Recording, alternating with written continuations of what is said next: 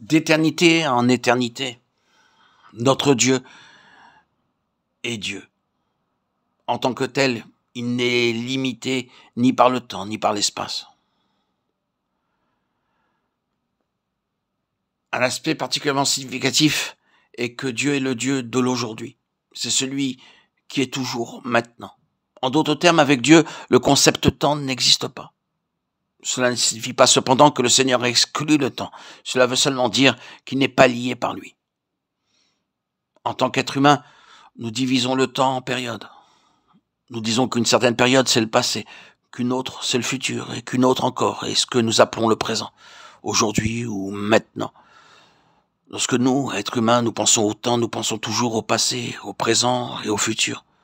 Mais lorsque nous entrons dans le domaine de Dieu, son temps de référence est toujours maintenant, car il n'a pas de passé, il n'a pas de futur, parce que ce qui est passé est encore présent pour lui, et ce qui doit encore arriver est aussi présent pour lui.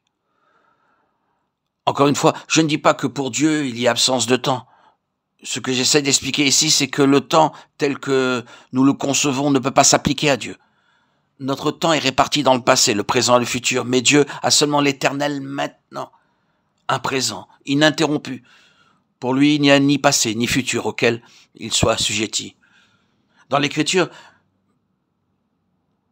Dieu est aussi appelé Yahweh. Ce nom signifie qu'il est éternel, maintenant et pour toujours. Mais dans Apocalypse 1.4, il est appelé celui qui est, qui était et qui vient. C'est un autre aperçu de Dieu. D'un point de vue humain, il nous apparaît comme celui qui est, qui était et qui vient, nécessitant en ce qui le concerne l'emploi d'un passé, d'un présent et d'un futur. Cependant, la Bible ne fait usage de ces temps en parlant de Dieu que lorsqu'il est vu du côté de l'homme et de la compréhension qu'il a de Dieu. Car en ce qui concerne le nom de Dieu, il est connu comme celui qui est l'Éternel. Pour ce qui le concerne, il n'y a pas de concept de temps, sauf celui de maintenant. Et ce maintenant est éternel. Par exemple, un père est né avant son fils. Et ce « est » n'est pas seulement vrai aujourd'hui, mais aussi vrai pour toujours. Dieu est le Dieu du maintenant. Il est Dieu maintenant et d'éternité en éternité. Cela est vrai pour toujours. Dieu ne change jamais. Ce que l'homme considère du domaine passé ou futur ne peut s'appliquer à Dieu car, éternellement, il est celui qui est maintenant. Il n'a qu'une période, le présent. Dans l'épisode de Moïse et du buisson ardent, Exode 3, Dieu révèle à son serviteur son nom. Je suis celui qui suis. Le temps pour ce je suis est maintenant, le présent. L'intention de Dieu, c'était de montrer à Moïse que ce qui concerne sa propre personne, il est le Dieu du maintenant.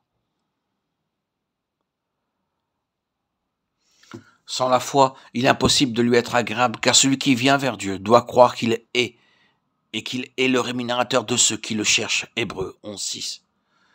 Tous ceux qui désirent plaire à Dieu doivent avoir la foi. Quelle foi doivent-ils avoir? Ils doivent croire qu'il est « je suis ». C'est l'expression d'une auto-reconnaissance, ce que Dieu dit de lui-même. Il est. D'autre part, c'est la reconnaissance de sa personne par les autres. Les hommes ne doivent pas croire en lui comme un Dieu futur ni comme un Dieu du passé, car ces périodes du temps ne sont pas liées à sa personne. Les sages de ce monde sont troublés par ces choses, car selon leur manière de penser, ils conçoivent les événements et les faits en leur donnant une connotation passée, présente ou à venir. Cependant, dans la pensée de Dieu, il n'y a ni passé ni futur.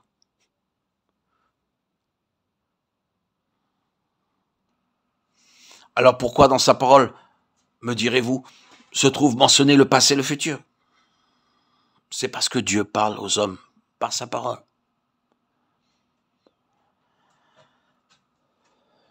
Il est tenu de parler en ces termes, car autrement, nous ne pourrions pas le comprendre et délimiter les faits relatés dans sa parole.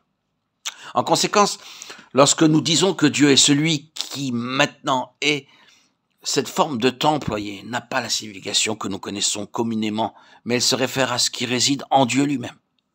Dans sa nature, il n'y a pas de place pour le passé ni pour le futur. Il est simplement le Dieu qui, maintenant, est. dans cet instant T où je vous parle, Dieu est.